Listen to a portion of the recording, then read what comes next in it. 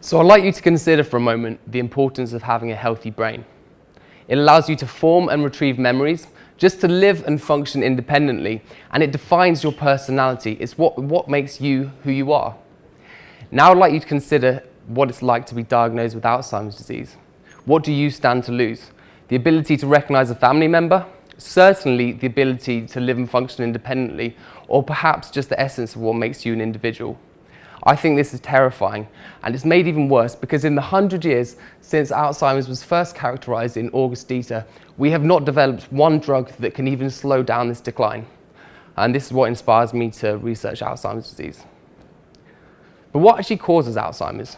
Well, in short, we don't have the complete picture yet, but if you look at the brain of an Alzheimer's patient, you can see a number of changes, and one of these is the accumulation of a protein called amyloid beta.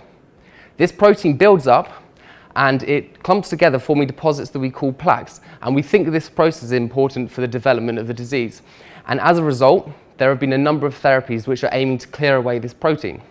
One of these is to vaccinate patients against amyloid beta. So this may sound strange, but it's actually very similar to when you're vaccinated against a disease such as tuberculosis. In that case, your body's immune system is taught to recognize a bacteria and to produce antibodies against it, which then bind to the bacteria and act as a signal to the immune cells to clear away the threat to the body and prevent the disease. In the case of Alzheimer's disease, we actually make antibodies in the lab that bind to amyloid beta. So when we give them to patients, they bind to the protein in the brain and they act as a signal to immune cells in the brain to clear away the threat and hopefully slow down the progression of disease. However, in reality, this is a lot more complex. And one issue that there is they cause side effects.